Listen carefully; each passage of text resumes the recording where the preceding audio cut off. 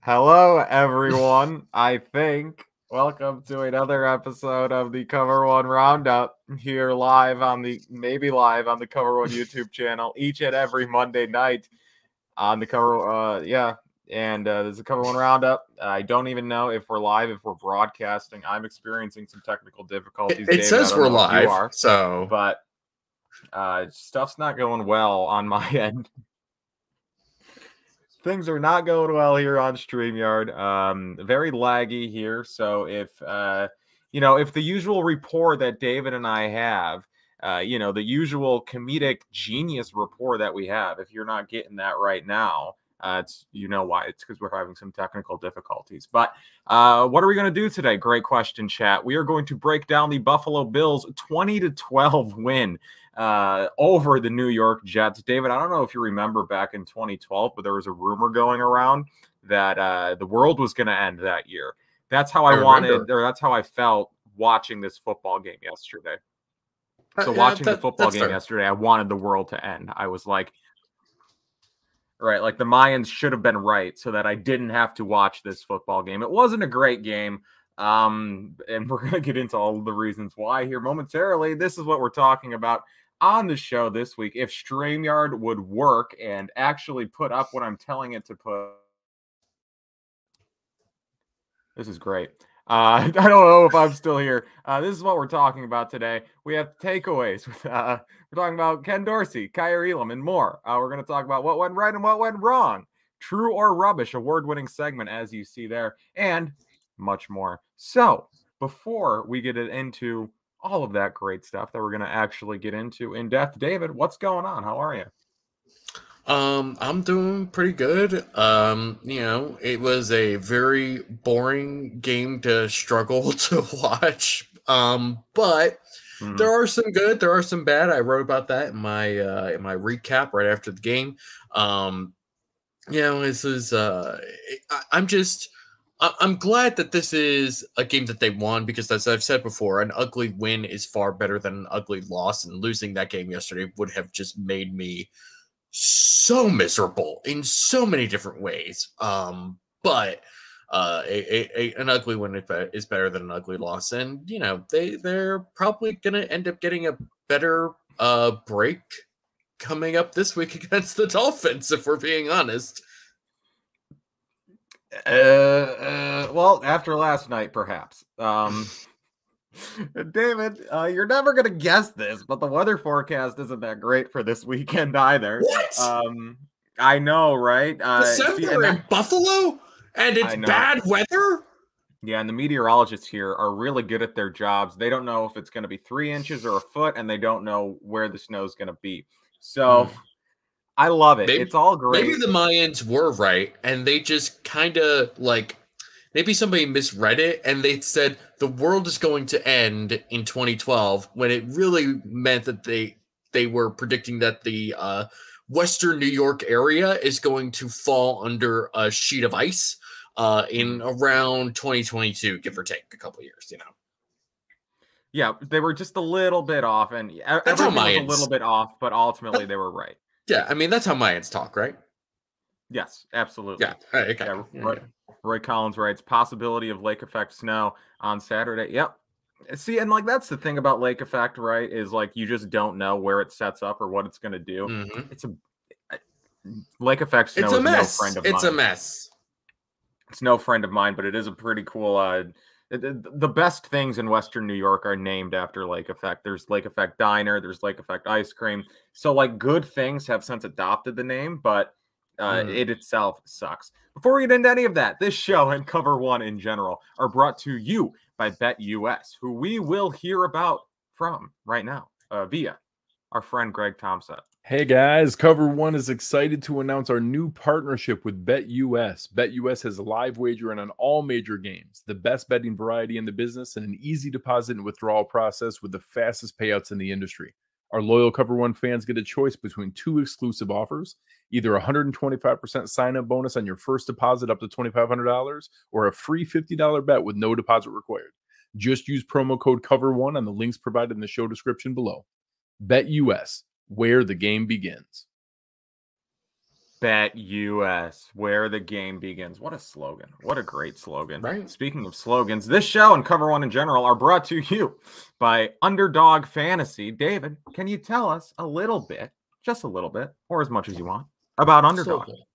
Well, we'll do a little bit because Cover One is excited to once again partner with the most dynamic name in fantasy football, and that is Underdog Fantasy. Now, most of us are heading into the playoffs. Kyle, I don't know about you, but I did. I made it. Truly, one of my teams out of the 3 leagues that I am in managed to sneak its way into the playoffs. It was a team that started 1-4 and managed to rally back to an 8-6 record to snag the last playoff spot. So I'm pretty proud of that.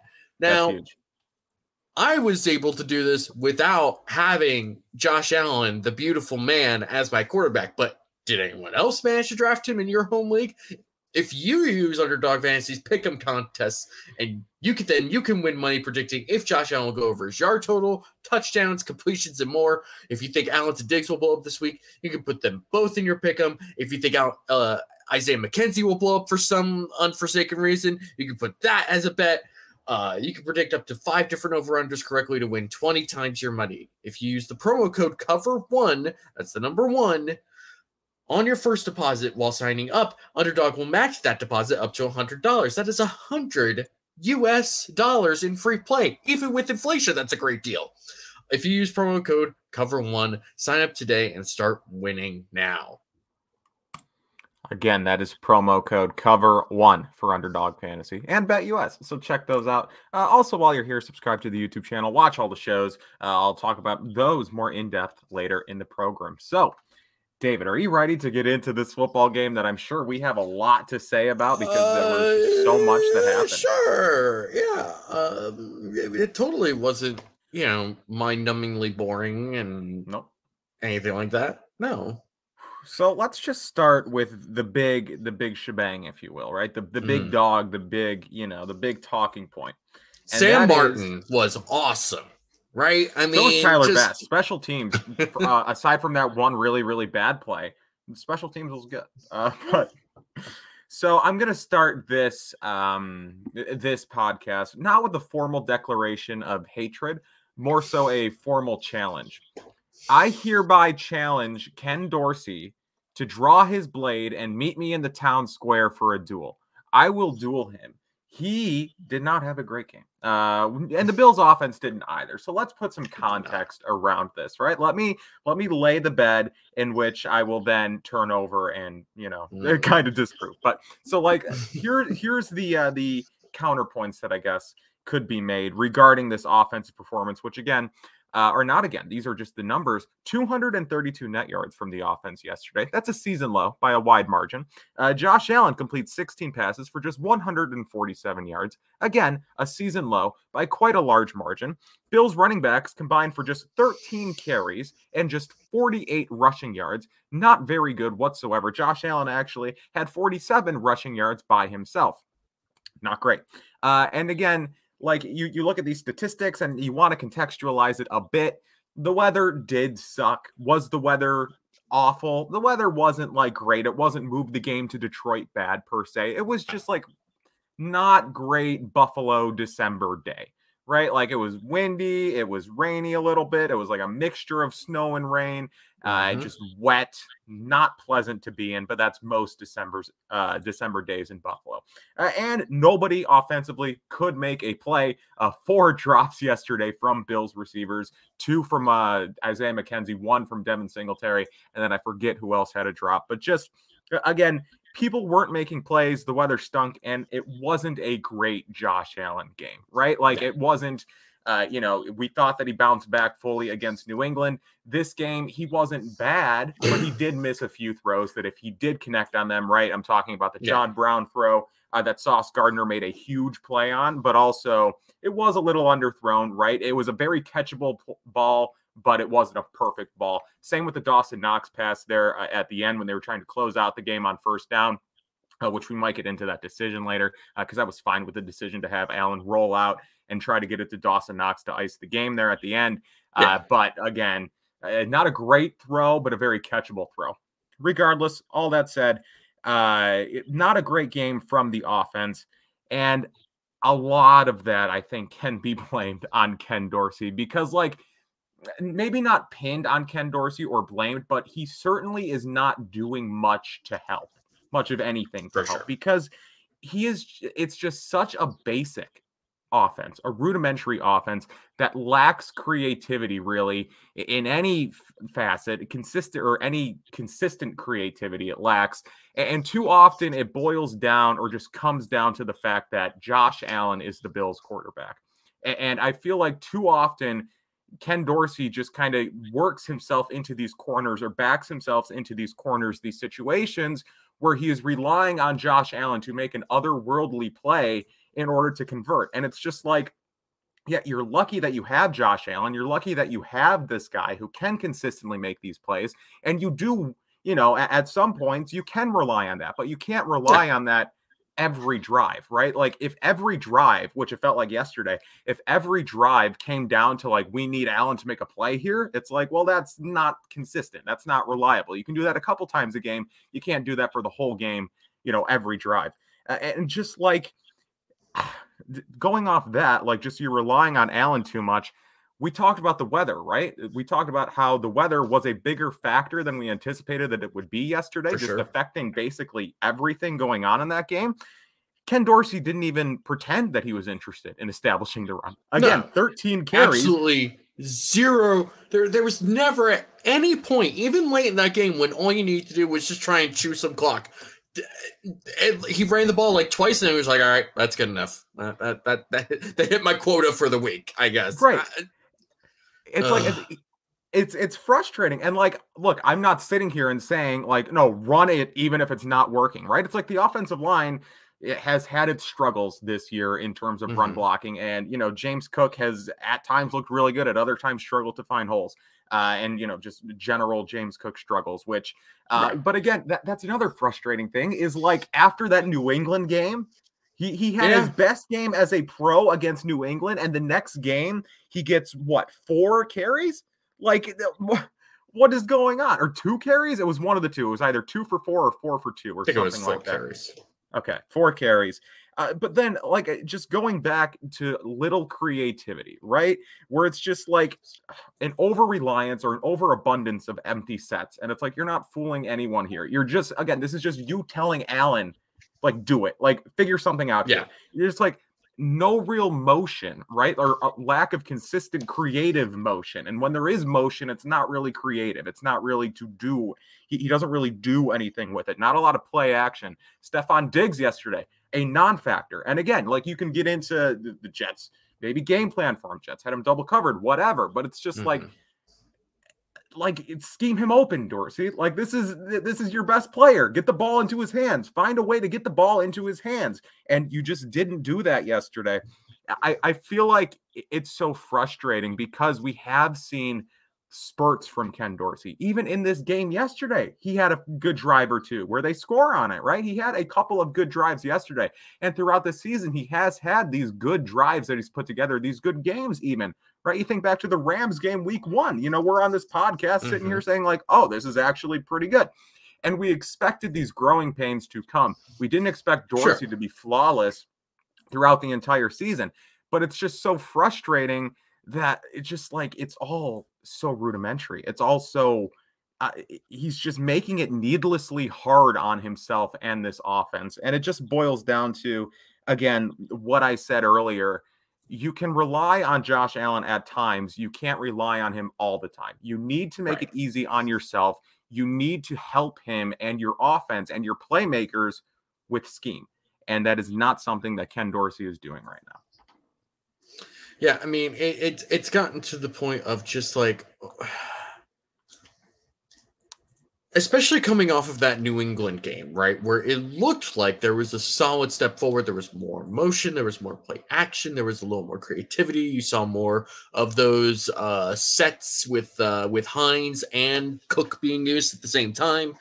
You felt like, okay, this is more of what they should be doing. This is more along the lines of what they should be doing every week. Then they go against the Jets, who have such a good defense. I mean, this was a top 5 defense by DVOA coming into this game. It's going to leave this game probably even higher after that performance yesterday. And I don't get it. I don't get why you are so insistent on challenging the boundaries when they have 2 legitimate corners in DJ Reed and Sauce Gardner. And in the middle of the field, you have what? CJ Mosley, who's like 30-something years old now, 31, maybe 32, and pass coverage has never been his strength. And Quincy Williams, who again, pass coverage has never been his strength. You have the middle of the field and a defensive line that is struggling against a defensive line that is overtaking your offensive line. The middle of the field with checkdowns is exactly where you should be living until they decide to change how they cover the middle of the field. You should not be attacking the boundary first with where their strength is. That doesn't make sense. It's so it's frustrating. It's so bad. It's not possible for an offense with this much talent to be so bad, and they're not bad. They're not bad. No. You look at the stats, and they're pretty good. But no, they don't. Like Eric tweeted this earlier. They don't pass the eye test. Is the thing? It's like statistically, yes, right. The numbers are there, but just like you'll find a lot of analysts who are coaches or have been coaches or are related to coaches who have been defending Ken Dorsey throughout the season. And I've been a little bit baffled by this. I don't know if you have either, but it feels like they're all just sort of obsessed with the idea that Ken Dorsey is making Josh Allen go through reads. And they're kind of like, oh, yeah, good job. Ken Dorsey's finally making Josh Allen like an actual quarterback. It's like, Are you so obsessed with like the box of what quarterbacking is that you feel the need to applaud a coordinator for forcing his quarterback to go through reads when he clearly has never had to, at least not like to go through progressions, right? Like I don't get why it feels like they're praising him because he's doing what they would be doing, which feels a bit narcissistic, if we're being honest. Not that people in sports are narcissistic at all, obviously. All very humble and hungry people in sports is not an ego-driven business whatsoever.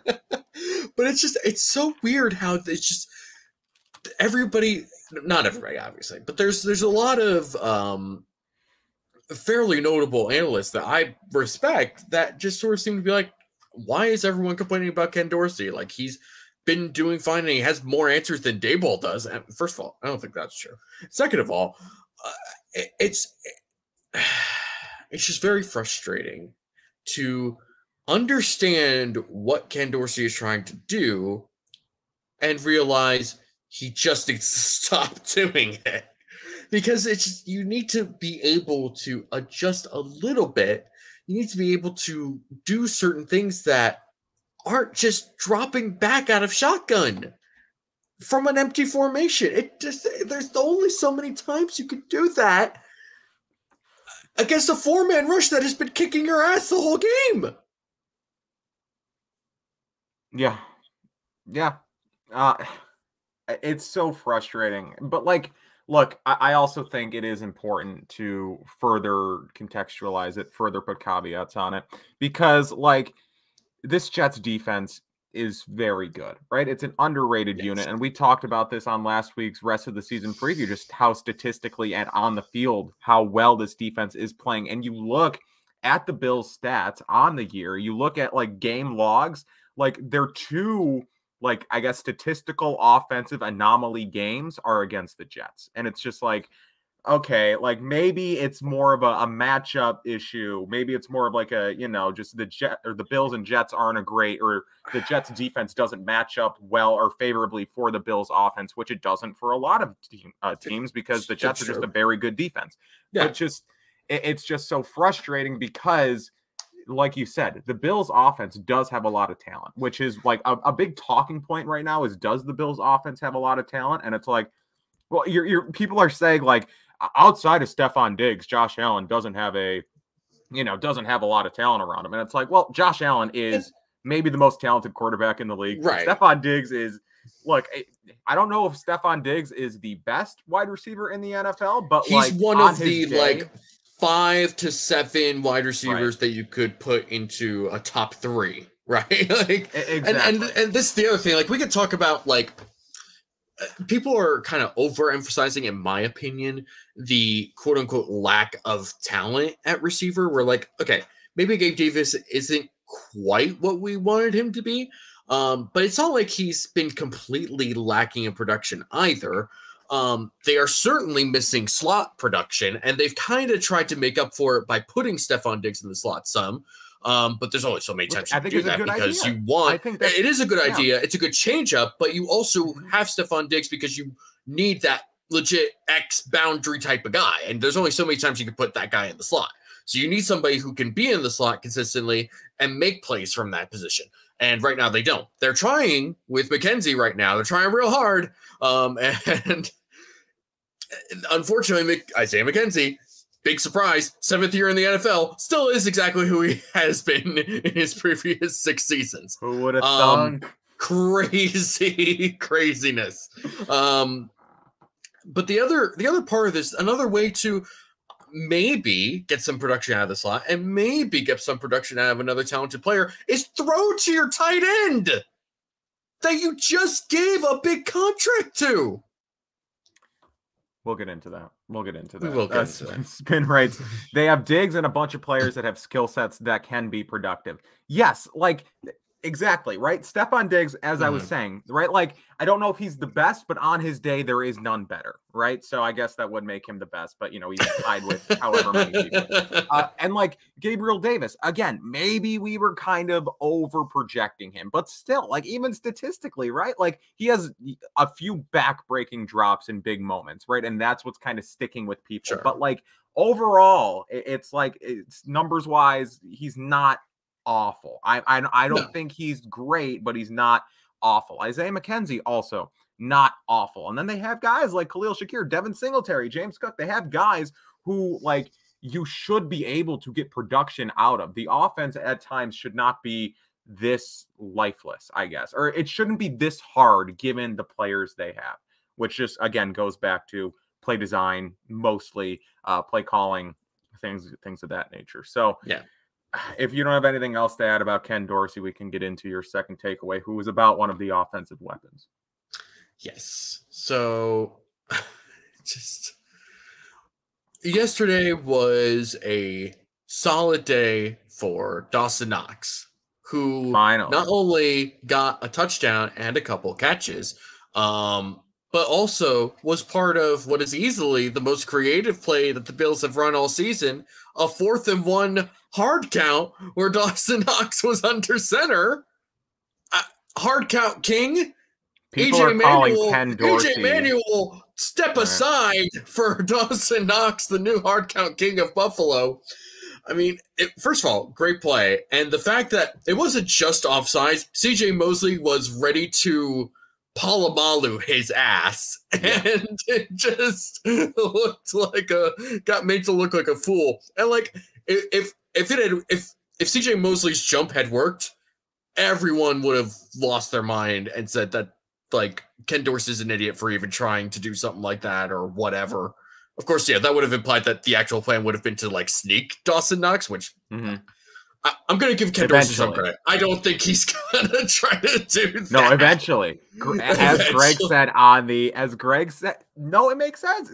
Greg said it on the post game yesterday. They're putting it on film right now so that when teams see this happen, they're going to be like, okay, they're just trying to draw us off sides. Dawson Knox is not taking the snap and taking it up the middle. And then he does it. And they're going to be like, oh, well, they just stole a possession.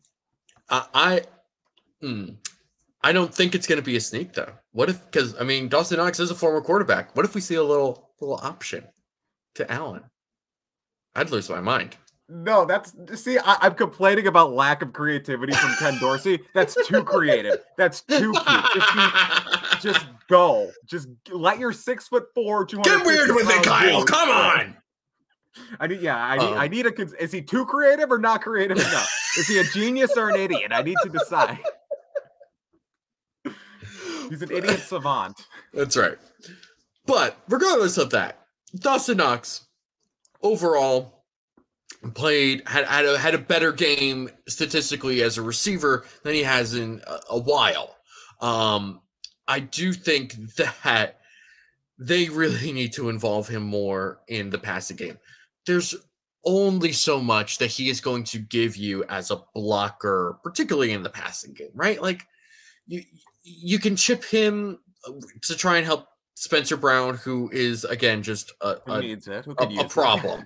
He's a problem, in particular as a pass protector. He can still do something in the run game when they choose to run the ball. But like if you're going to pass the ball as many times as you do, Spencer Brown is a bit of a liability right now. And so I kind of am curious to see how many times they have Dawson Knox blocking just straight up as an extra blocker, or have him as a chip. I mean, honestly, like if you want to just bring in an extra blocker, just bring in Bobby Hart at this point. Just do it. Like, there's nothing wrong with Bobby Hart as a sixth offensive lineman. Absolutely nothing wrong with that. Especially if he's literally right there just to help Spencer Brown. Totally fine with that. But at a certain point, you have to take advantage of Dawson Knox's athleticism and ability to make plays as a tight end, and to sort of be as one of our other contributors wrote about, or did he make a video about? One of those two. He talked about it.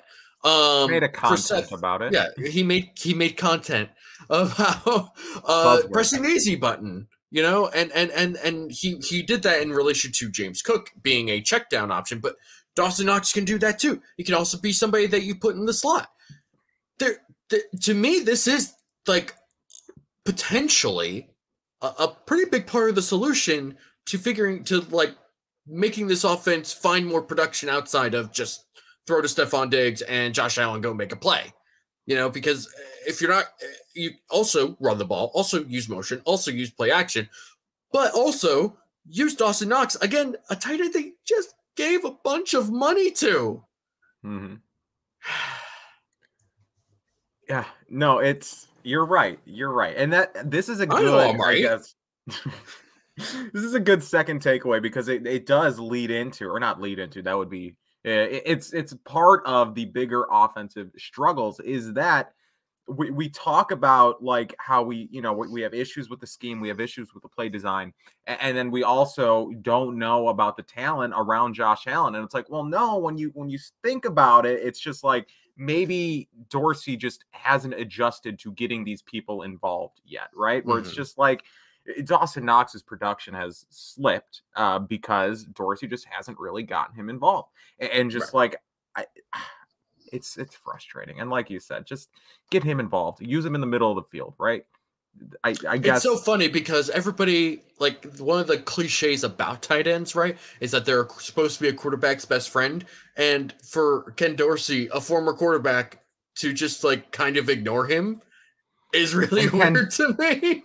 Ken Dorsey, who in college, I think he played with a pretty good tight end as well, if I remember correctly. I think he did. Was it Kellen Winslow? I thought it was Jeremy Shockey, wasn't it? Maybe it was both. Then that's two good tight ends. Or I could just be talking out of my ass, which I often do on this podcast. But I do think Ken Dorsey, I think he played with a decent tight end or two in his career. So it's just like, dude should know the importance. I'll have my producer look at this. Well, regardless of if I'm right or wrong, it doesn't change the importance of the tight end position and how the Bills have underutilized it largely this year.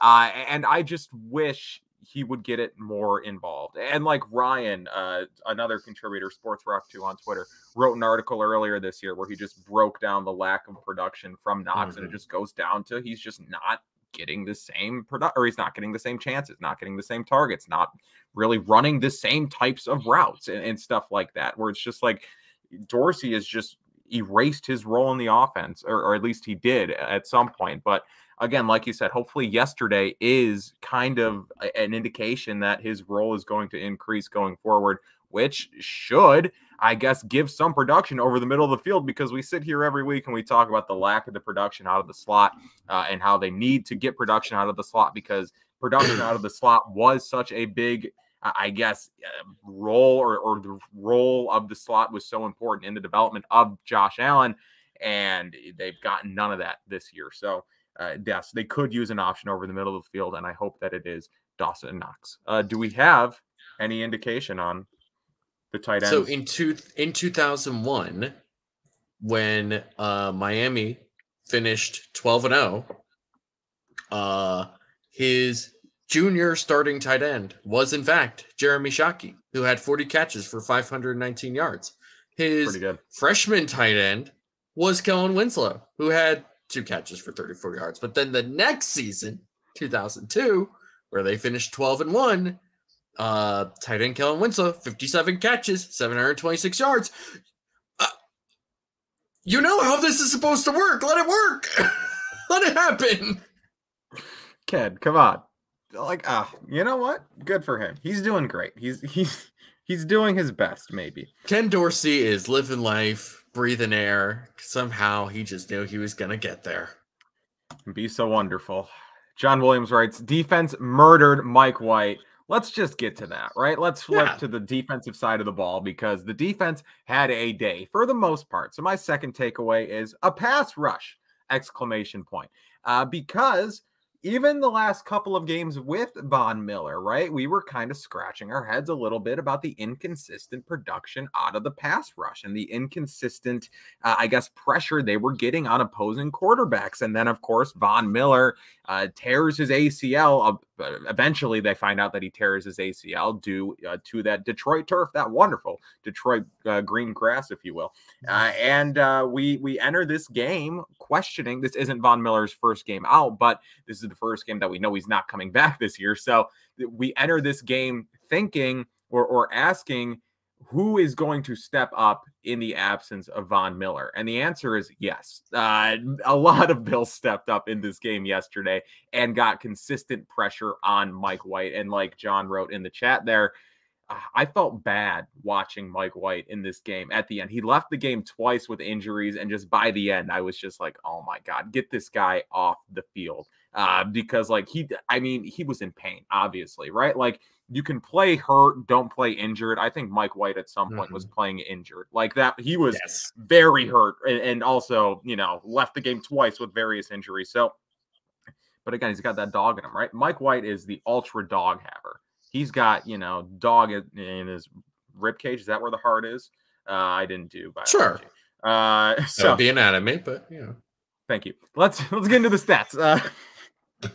I'm a journalist, David, a respected journalist. Okay. Big J Journo Kyle. Exactly. Bills get 16 total pressures yesterday. Okay. They get 8 hurries, 4 sacks, and 4 additional hits. Greg Russo was a menace yesterday. Maybe his best game in recent memory, and he's had a couple of them. Before going out with injury a couple of weeks ago, he was having a very good year, comes back, and this is his best game since returning from injury. At least 2 sacks yesterday. 18.2% pass rush win rate from PFF, or according to PFF, I should say. That's very impressive that on nearly 20% of his pass rushing snaps, 1 out of every 5 snaps in which he rushed the quarterback, he got a pressure. That's pretty successful, right? You're doing pretty well. That was a team high percentage yesterday. Also had 1 forced fumble, used his very long wingspan to bat down a pass, which is, again, another thing that he likes to do, and he does it quite frequently. And again, he's just a guy where I love it, right? Because, like, the film nerds that I love. I'm on the Cover One Roundup, and I'm talking about film nerds, but no. There were genuine questions about his ability as a defensive end coming out of Miami a couple years ago, or 2 years ago at this point. And just like, but he's a guy where it's just like, you're picking him at what, 30th in the draft or whatever it was. And like, the dude's like 6'6". The dude has an incredibly long wingspan, and he had played the defensive end position for a year. Right? Trust your coaching staff to develop into something. Wide receiver in high school.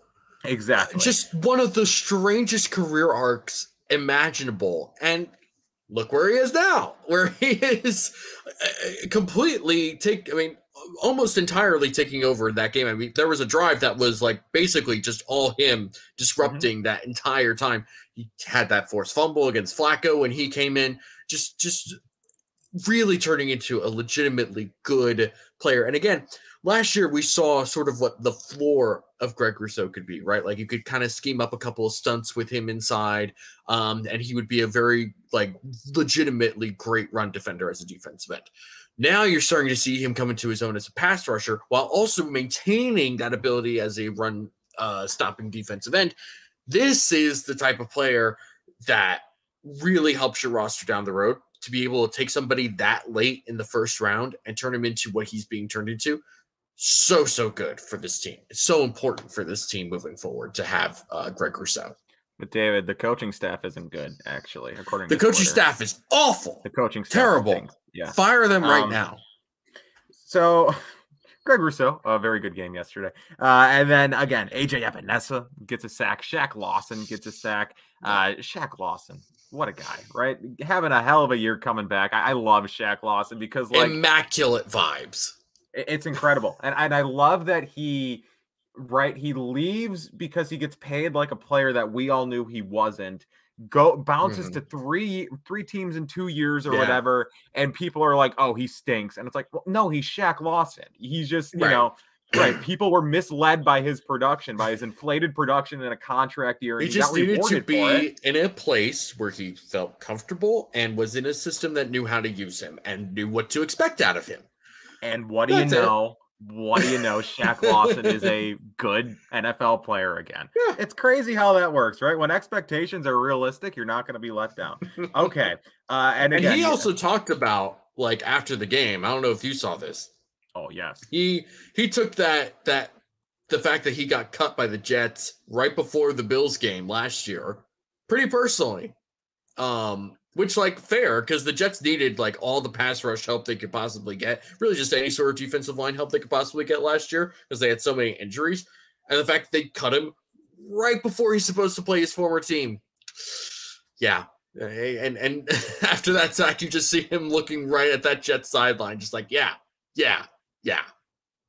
It's incredible. And then Ed Oliver and Daquan Jones, very good game, right? But that's nothing new with Ed Oliver and Daquan Jones at this point. What a free agent signing Daquan Jones was.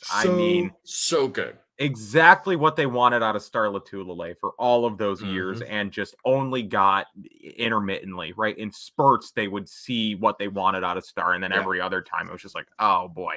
Now, I mean, they just get what they wanted and more out of that role from Daquan Jones. And again, Ed Oliver just continues his incredible year.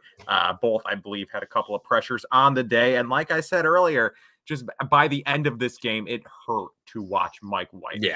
Like, the dude was just in pain, and it was like, oh God, like, go, right? Like, end the game now. I was having trouble, like, actually watching it and feeling okay with it. I'm like, all right, I know this is my team that's being successful here.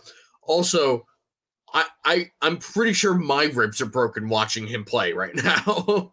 Right. And like Tony Romo said something where he was just like, yeah, this is a career-making game for Mike White. Like, he'll be around, after this game, he'll be around in the NFL for some time. And it's like, well, if he keeps playing, I don't know if he's going to have a career. Like, I don't know. Like, he is doing damage to himself right now. But I like Mike White.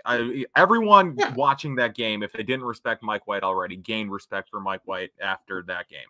But again, that said, it did hurt to watch. And it does have to be stated that we're talking about the production of the pass rush. I do believe this was a partially glued together Jets offensive line. I mean, their offensive line has kind of been going through stuff all year, if I remember correctly.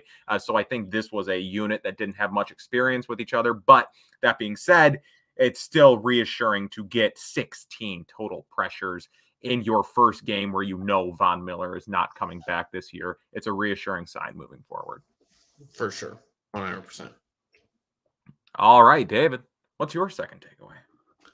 My second takeaway is really more of a question. Who did we don't do questions. We do statements here. And then I say, okay. Okay, then I will form this statement as a question. Who did Kyer Elam kill?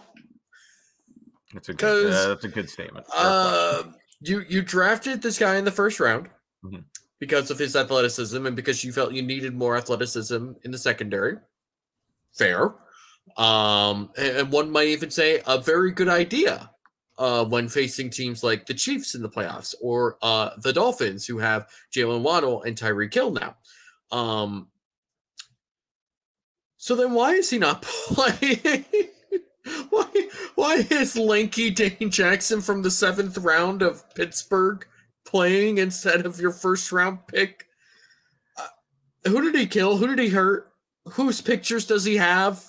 Like, I can't make actual reasonable sense out of this anymore. This is going to be maybe a stupid take, but I remember having a similar conversation about this with one of my friends, and it was about Zach Moss last year.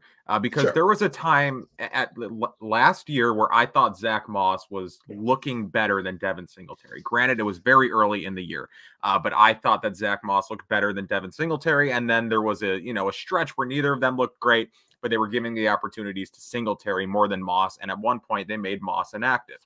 And I remember talking to my friend about it. And my friend is a basketball coach, coaches in the NCAA ranks.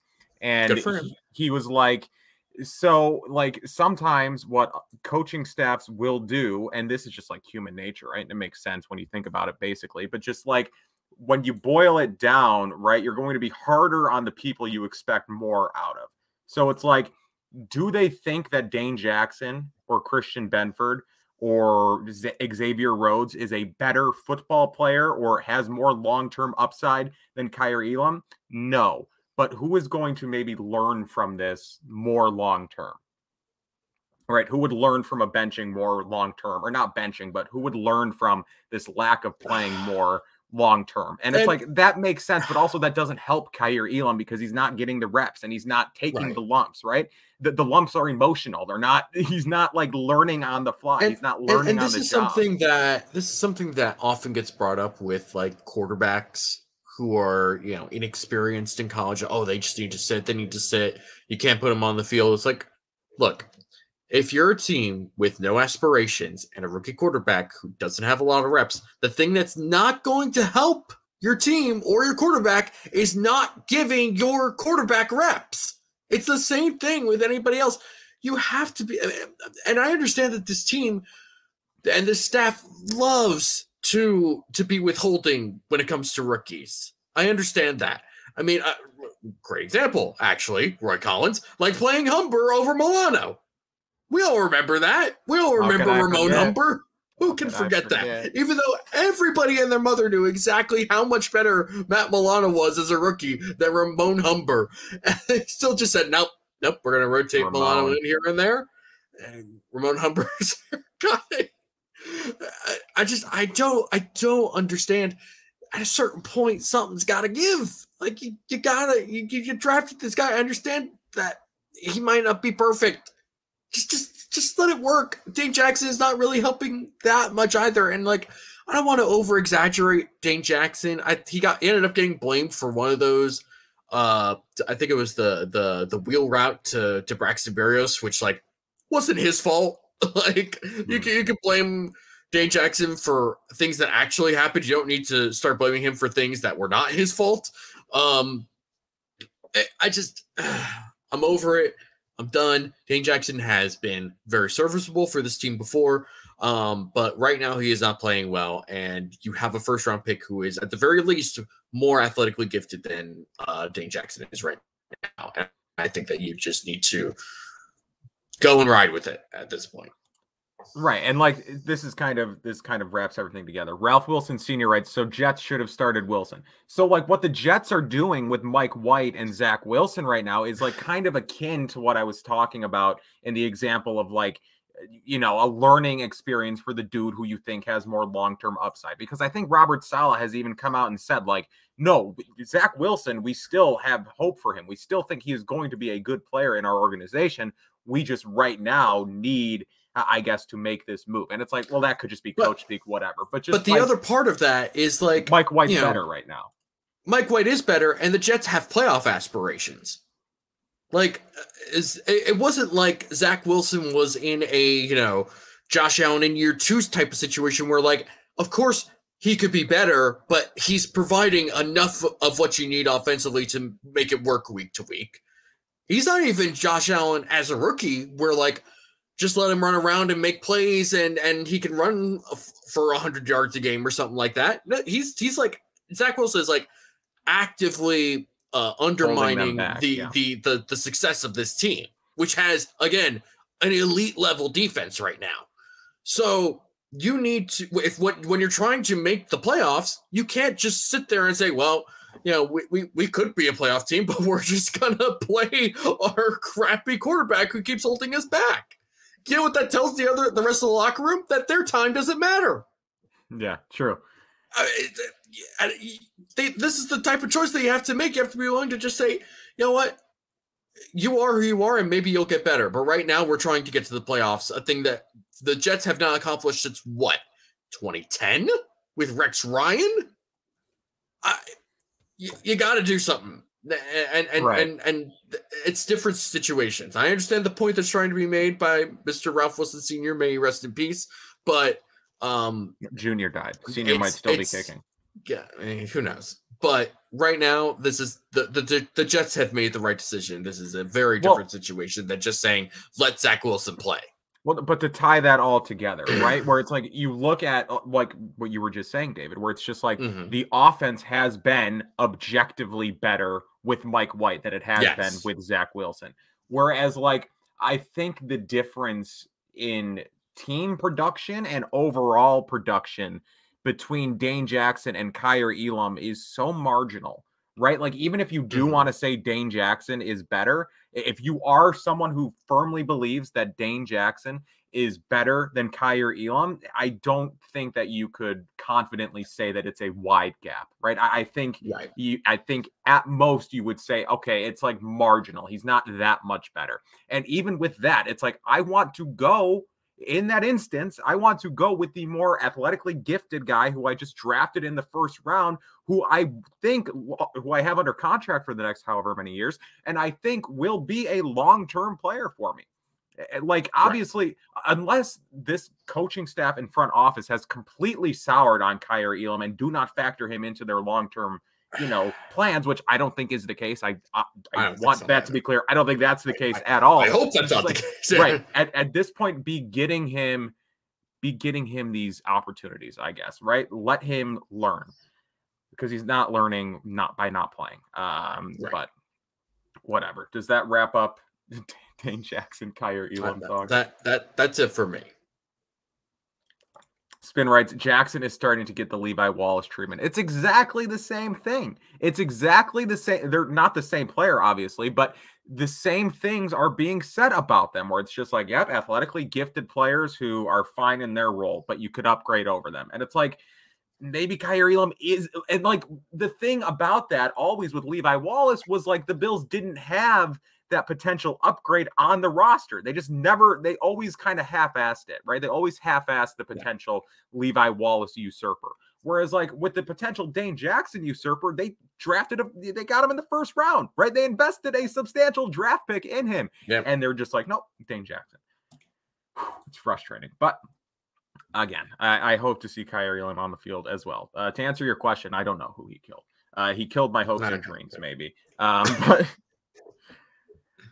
we're now moving into what went right and what went wrong. This is the segment where we talk about what went right and what went wrong.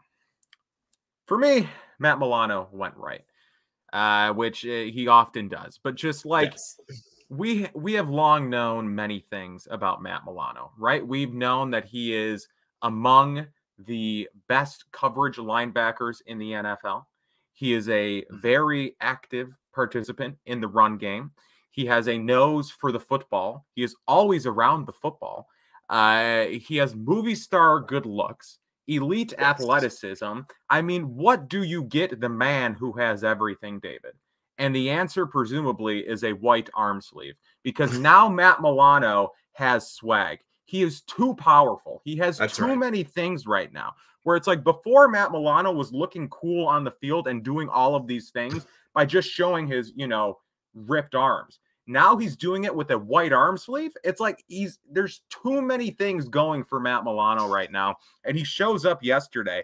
Again, 2 pressures, a team high 9 tackles, 6 run stops, 2 pass breakups, and a fumble recovery. And he also had the damnedest spear that I've ever seen, right? It would make good old JR, good old Jim Ross blush. That's how good this spear was on Mike White, one of the many Mike White plays that we were talking about where he just got hurt. And people are trying to say that Matt Milano is a dirty player. That was a clean spear, right? They allow that in the WWE. That's a fine move. That was such a clean hit. I'm actually shocked at how perfect it was. Head across, not going into the body, arms in right at the torso, and followed through, but didn't take him all the way to the ground and use his whole body weight. I mean, who was the Jets reporter that tweeted just the picture of Mike White getting hit? He's bent into a C. Like, I don't know if somebody did a Y and an M before that, or if an A came right after, but like he was bent into a C at that point. That's good. Thank you. But it was bad. I remember looking at that when that happened initially, like, oh, he got hit. And then seeing the replay, like, oh my God. Like, and you could see, like, as soon as he got hit, he knew, like, he was just, like, in pain and screaming, and just, like, you felt bad for him at that point. And the fact that he came back in was actually insane. Like, ridiculous, but that's what happens when Zach Wilson is inactive and your backup is Joe Flacco. You kind of just say, maybe Mike White on a collapsed lung is better than either of these two. It was just, again, and we talk about this every week with Matt Milano, right? We're just like, he's doing something crazy on the field. What I love about this, though, is that he was on the injury report all week, only practiced once, I think, but he was on the injury report all week with a knee injury. And then when he comes back out, it's with an arm sleeve. So it's like, I don't know why this week, why to quell the knee injury, he put on a white arm sleeve, but it worked. It must have just been a swag decision. It must have just been an aesthetic decision. That Bill's sports science and athletic training group, just they're coming up with like galaxy brain solutions to problems this year. I mean, you have a leg problem, you put the arm sleeve on. You don't need to know how it works, just know that it does. It balances out. Yeah, no, it balances out. Right. Again, I'm not an anatomy guy, not a science guy, but I'm obviously sure. Right, we'll get banged up Bills on, and I'll be like, how does a white arm sleeve impact a knee injury? And he'll have an answer for me, which I would appreciate. But just like, no, we're gonna get into this later in the true or rubbish segment, which is universally beloved, award winning again. But no, like aesthetics play a large role, right? Where it's like look good, feel good, play good. It's like if you are an aesthetically pleasing NFL player in terms of equipment, you're going to get noticed. And that's why James Cook 100%. needs to have like Victoria, a friend of the show, tweets this all the time. He needs a single digit and he needs to ditch the half sleeves, right? If James Cook was rocking number 6 and he had Alvin Kamara arm tape, he'd be an all-pro. He'd be an all-pro. Regardless of what he's doing on the field. It's all aesthetics. Moving on, David. What went right for you? Well, one of the things that went right was the defensive line, and we already talked about it a little bit, but I mean, Greg Rousseau just came up so well in that game, and it was very, very encouraging that after the injury news to Von Miller, that you see Greg Rousseau just impacting the game the way that he did. And obviously, the Jets' offensive line was way overmatched, but even with that being said, like, Rousseau was just fantastic and exactly what you wanted him to do. Daquan Jones, fantastic, one of their best free agent signings in a while.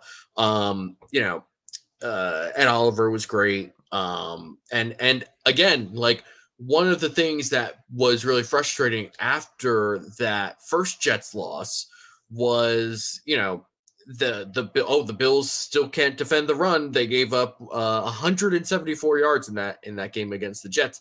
Do you know how many rushing yards they gave up yesterday to the Jets? Probably like 80. 76. That was close. They shaved off 100 yards rushing from one game to the next.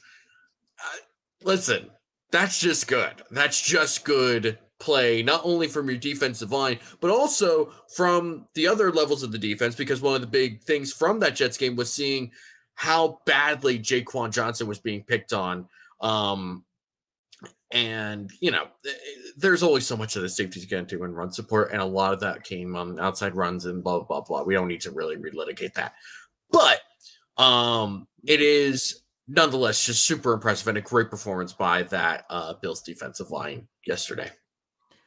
I love this comment because this comment perfectly encapsulates just everything, how misleading stats can be, how I guess Bills fans are reacting to what is still a productive offense. Just like all of these things on both sides of the aisle, argument wise, are encapsulated in this one comment. Bills almost had their first game with less than 100 yards rushing. Where it's like, we just complained so much about the lack of a run game and how we didn't even try to get the run game, going. Hey, Bills had over 100 yards rushing. And it's like, obviously we know that Josh Allen, is their leading rusher, was their leading rusher. Again, had one fewer yard than the rest of their backs combined yesterday on the ground. But just, it's such a misleading stat that people love to bring up for the Bills actually having a good rushing attack. And it's like, no, they don't. But, okay. It's a lot of fun. What went wrong, David? That's a great question. Thanks for asking. What went wrong for me? What went wrong for me? Third down, and that's offensively and defensively. A bad down for the Bills yesterday. The money down, if you will, and the Bills were poor. The Bills were bankrupt. Offensively, they were 2 of 13 on third down. That's just not good. However, whichever way you want to cut it, again, that's just kind of an indication or proof of the underwhelming and I guess forgetful or forgettable day they had offensively. Just didn't set themselves up on first or second down, didn't put themselves in positions to succeed on third down. And when they did, when they did have third and short, they just sometimes didn't convert it. But a lot of times they were in third and longs. And again, just relied on Josh Allen to make a play. Sometimes he did, sometimes he didn't. And again, it's just kind of, I think the Bills entered this game with something like some crazy success rate on fourth and long. I think they said on the third and long rather. I think they said on the broadcast they were converting on like 40% of their third and longs or something like that, which is an insane number. And obviously that was going to regress to the mean at some point. That wasn't sustainable. You weren't going to convert on 40% of your third and longs throughout the entire season when the league average was like 14% or something like that. Yeah. So that wasn't going to, hold up. But again, it regresses in a major way here. 2 of 13 on third down on offense in general. And then the Jets, 8 of 17 on third down. And again, they were I wrote it down here. They converted on 3rd and 7 or longer 5 times. So this defense just continues to struggle to stop third and longs. Again, allow 5 third and longs yesterday. And this is something that they're doing consistently every week now, right? This is an issue. Third down defense. They were forcing third downs yesterday. Again, 17, and the Jets pick up 8 of them, 5 of them third and long. So it's I don't want to say concerning as much as it is just frustrating in a game where the defense plays as well as it does yesterday. And the defense all year has pretty much played consistently well. Like the run defense appears to be shored up for the most part right now, at least the last couple of weeks it has been. But like this is now the major thing right now where it's like, okay, you're not breaking, right? Because you allow 10 points to the offense yesterday. So it's like these ultimately didn't break you. You were able to ultimately, bend don't break. You were able to stand up when you needed to and make a stop. But just, again, 5 third and longs, that's not good. And that's not something that you want to make a habit out of. Like you said, it's not so much concerning as it is just confusing, right? Because there's no reason for you to get negative plays defensively to set up like a 3rd and 14, and suddenly everyone's thinking, well, they'll convert this one. Mm-hmm. It's just like that doesn't make sense.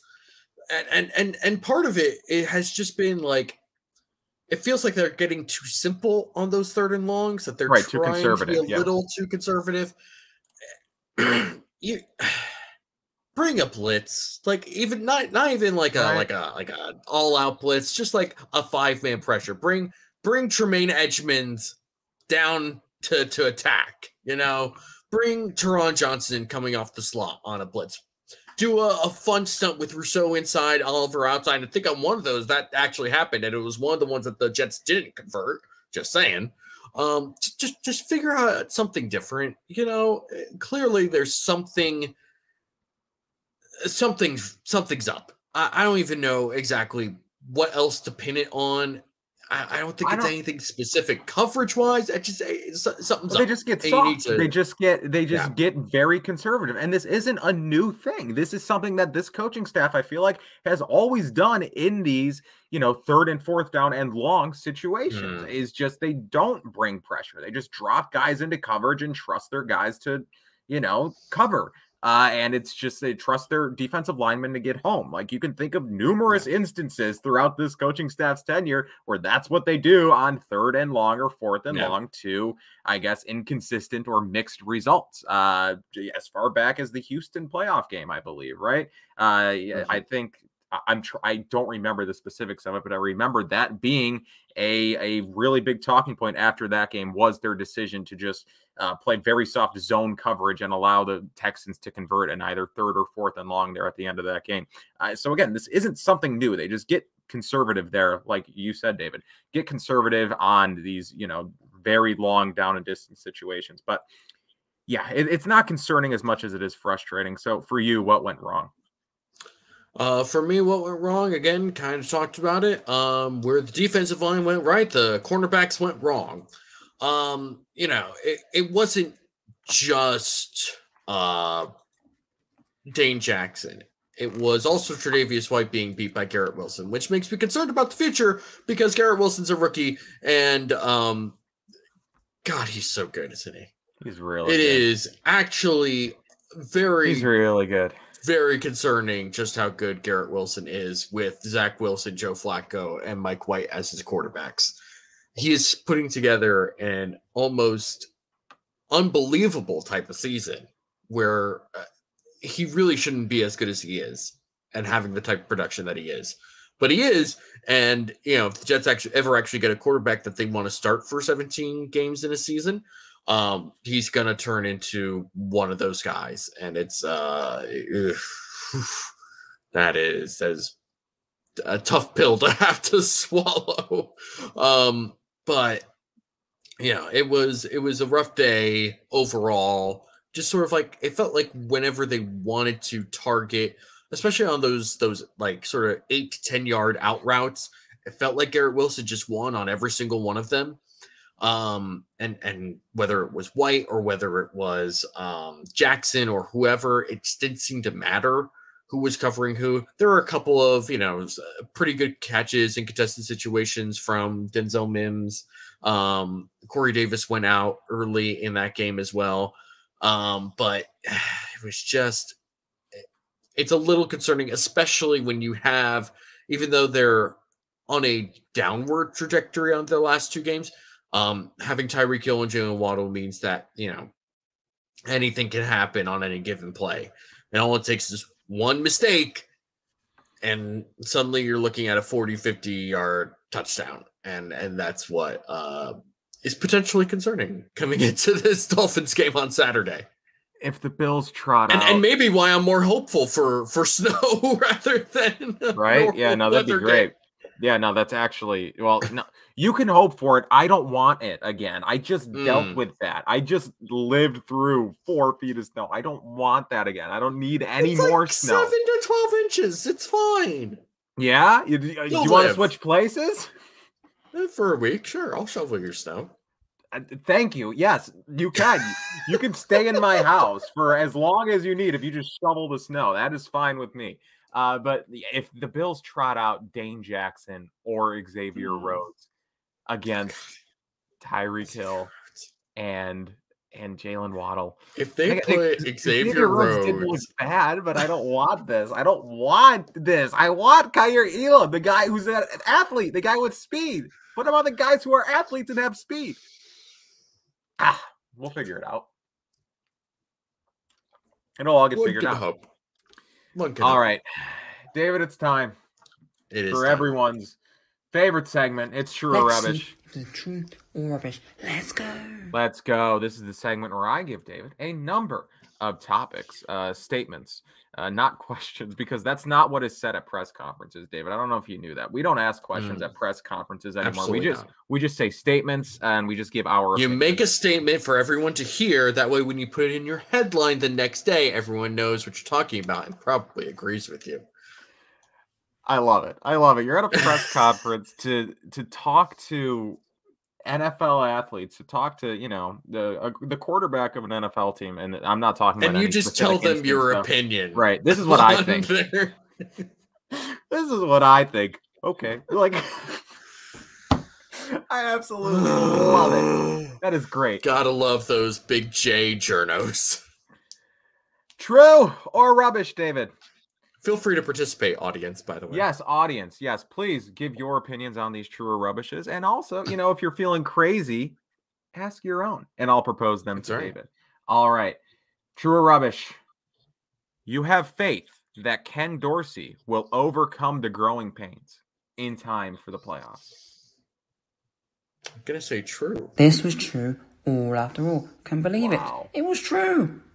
That's good. I think that if there's something, if we're going to sort of, if I'm going to compare Ken Dorsey, just sort of more old school type coaches, one of the things that they can do, and one of the things that they tend to do, they either, when it gets into the playoffs, either they will stick to exactly what they know because that's what got them there, or they will say, it is time to just go balls to the wall, and we're going to flip the script on everything.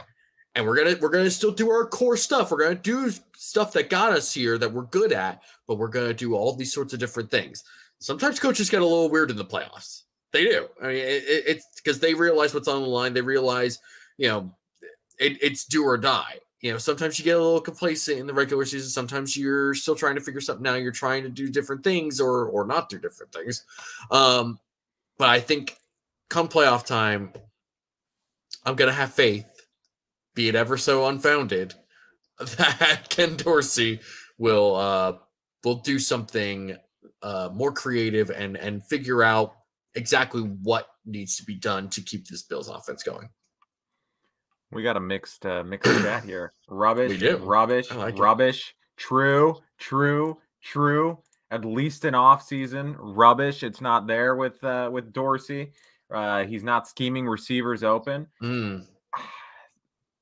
See, I think if you asked me this last week, I'd lean more true. That's fair.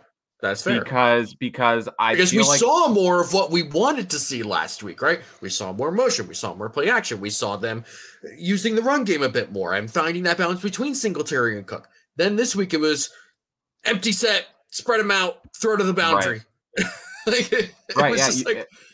This didn't work the last time you did this against this exact same team. Why are you doing it now? Yeah, no, against New England, you did see a bit of the evolution, a bit of the growth. And then, like you said in the recap yesterday, against the Jets, again, you just see a return to old habits. And it's just like, well, if you're going to take one step forward and two steps back, I cannot in good faith say true to this question that I wrote. Moving on. True or rubbish?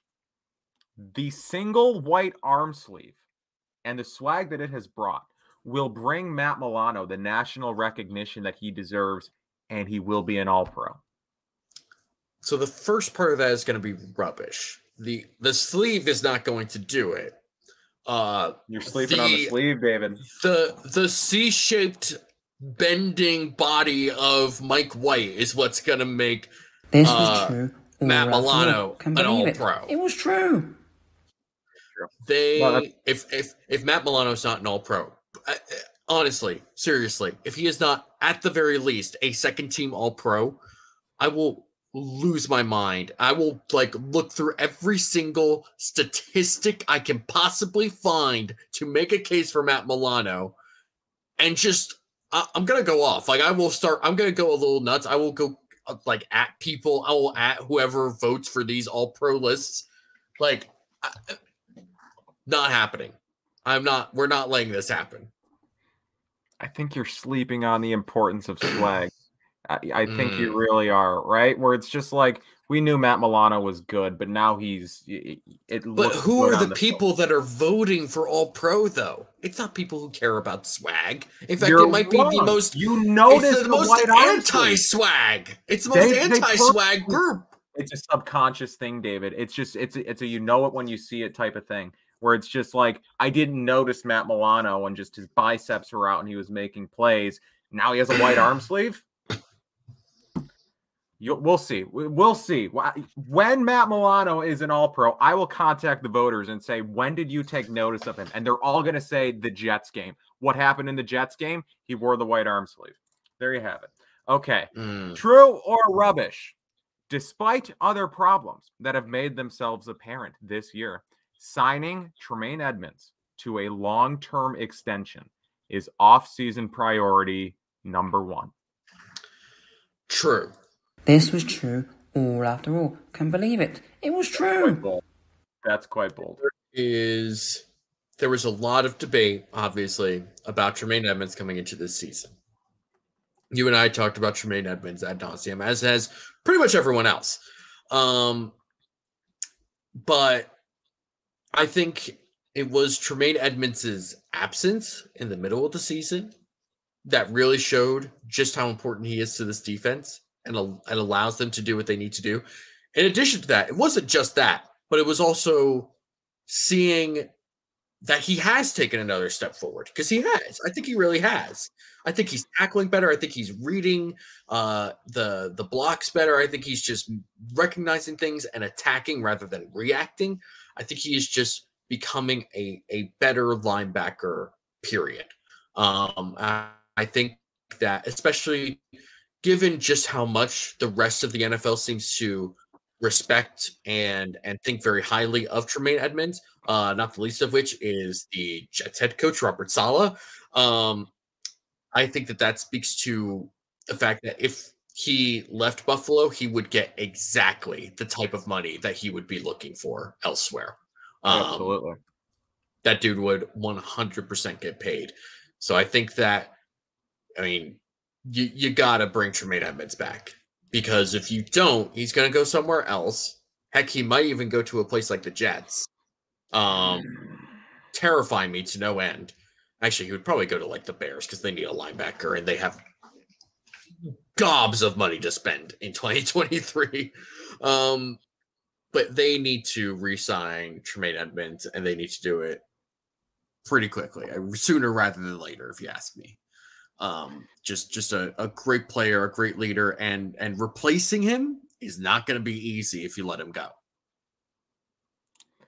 Yeah, it's you're right. You are right. The chat is very divided on this. Jeez. That's funny. How are we still here with Tremaine Edmunds discourse? No, the chat's very divided, but I'll raise this. I'll raise this counterpoint, and feel free to disagree. It's just a point, right? It's just, I'm just bringing up ideas, right? We're in the marketplace of ideas, if you will. That's right. So I propose the question, or frame the question with, is re-signing Edmunds offseason priority number 1? There's a player eligible for a contract extension this offseason. Yep. Plays in the middle of the defensive line. And I think you and we've kind of alluded to this numerous times throughout this podcast and, this just season in general. The efficiency and the consistent production of Ed Oliver is something that is allowing the rest of that defense to eat. very, and two guys who are greatly benefiting from the increased production from that interior of the defensive line are Matt Milano and Tremaine Edmonds, right? You were seeing both of these guys have borderline, if not objective, career years. And, obviously they worked on their own games. They've taken their own leaps, whatever. But, Ed Oliver is playing a big role in opening up, opportunities for these guys to make plays and, things of that sort. And he's also getting his own production and making his own impacts, and run defense, pass rush, whatever. So who is the bigger priority in your opinion and the chat? Is Oliver the bigger priority or is Edmonds the bigger priority? To me, Edmonds is the bigger priority. And Spin writes, Oliver is not due for a contract this offseason. He's not. He has his 5th-year option, but we see all the time dudes get signed before their 5th-year options. Like they agree to the extension before the 5th-year option kicks in. And like those are two guys that you would have to. I'm not saying that Bean won't find a way to make it work at getting Oliver and Edmonds both signed long term, but that's going to be very difficult. So it is. To me, Edmonds is the priority because of the way, first of all, he calls that defense. He is the guy in the middle who is going to be not only important in how you defend the run, but also in coverage. I mean, we saw the middle of the field get picked apart when he was not there. His size, athleticism, and wingspan all come together to make that middle of the field defense work. Whereas Oliver, I mean, like Ed Oliver is a great player, and I love Ed Oliver. I would probably be more willing to try and replace Ed Oliver than I would Tremaine Edmonds. I think it would probably be a little easier to replace Ed Oliver than it would be Tremaine Edmonds. And I'm not saying that like it's significantly easier. I'm not saying that that's something I want to do, right? Yeah, because Ed Oliver is good, and we know that, but. I mean, it's a very Sophie's Choice type of decision here. It's you gotta have. Sometimes you just gotta have to make a tough decision. And to me, I think Edmonds takes priority over Oliver, even if by somewhat slim margins. It's tough. It's a very tough decision. Like you said, it's Sophie's Choice. It's seriously, I don't know, right? I could give an opinion now and I might have a different opinion by the end of the show. So, let's just move on. This is a big one. True or rubbish? The Buffalo Bills will see the New York Jets again this season. I'm going to say rubbish. That is rubbish all after all. It was all rubbish. And thank God, because I don't want to play this Jets team again. My God. No, it's not a great They're such a pain in the ass. Yeah. So let's look at, the Jets right now are sitting at 7-6, I believe, correct? I believe so. So this is their remaining schedule. They play the Lions next week, who I believe have won like 5 out of their last 6. And that's in New York. They play the Jaguars, who have suddenly gotten very, very hot and beat the Tennessee Titans just this last week. And that's a Thursday night game, again, in New York.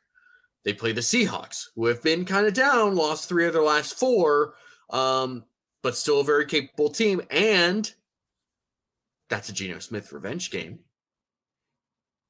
Not wrong. Just saying. New Year's Day, new Geno. New year, new Geno. New year, new Geno. They wrote him off, but he ain't right back. And then they end the season in Miami against the Dolphins, who will probably be fighting for their own playoff spot at that point, too. You might actually have a Jets-Dolphins game in Week 18 that actually matters. Crazy. Playoff implications, yeah. Yeah. So I think that there's simply, I mean, at the very least, all of these teams are very, very tough and competitive. And I think that I can't see them winning more than 2 of these games. And I don't think that's going to be enough to secure the 7th seed in the AFC at this point. Let me pull up the schedule again. New York Jets schedule. 2, you say? So they have 4 games left. Lions are hot right now, like you said, but that's a winnable game. It's a winnable game. Jags, all of these are winnable games for the Jets. Very winnable games. All of these games are winnable games for the Jets. But they're also very losable games because they just don't have enough at quarterback to make something work. It's they could win against the Jaguars. They could win against the Lions. They could win against the Seahawks. They could win against the Dolphins. They could beat any of these teams. I don't think that they'll win more than 2 of them, though. No, I see that. I could see them winning. I could see them winning the next 3. How many of these games is Mike White going to win? Well, like Mike White has beaten the Bears this season, and he took the Vikings down to the wire. I'll give him that. And I'm not trying to. You don't need Mike White to beat the Lions. You don't need Mike White to beat This is the a team Jaguars. game, Kyle. It's a team game. Exactly. It's a team game. It's a team game. You can win with Mike White when you're playing the Detroit Lions, who are a good team, a beatable team. You can win with Mike White when you are playing the Jaguars. I don't think that they will have enough firepower to hang with the Lions, who are one of the best offenses in the NFL right now. The Jaguars, who have suddenly caught fire with their offense. The Seahawks, we'll see. I'm not sold about that. And then the Dolphins, I don't know. Rivalry games are always weird, but like, I'm not sold on any of these. I'm not sold that they win more than 2 of these games. That's all.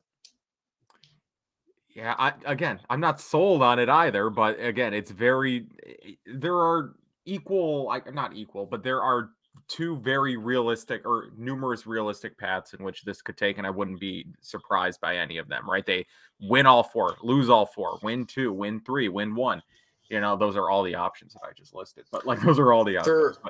For those of you, since we are the Cover One Roundup, and we sometimes cover news as it comes in, we have a bit of breaking news for those of you who are not watching Monday Night Football. Kyler Murray just got carted off the field. That's not good. Good. I might even say that's bad.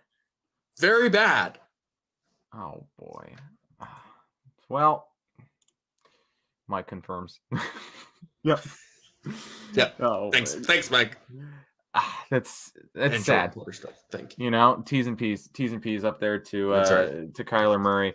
That might wrap up, anything we're doing here today. If Monday Night Football has started, I'm sure the viewership's going to be going down here any minute. Anyway, so thank you guys for watching. Make sure to subscribe to the Cover One YouTube channel here. You're watching it. Just click the subscribe button. It's down there somewhere. Make sure to check out the Air Raid Hour when it's on here in 40 minutes. Make sure to check out Going Deep, The Film Room, Cover One Buffalo, disguised coverage. Also, If the Walls Could Talk, these great programs that we have here on the Cover One YouTube channel and their iTunes feeds.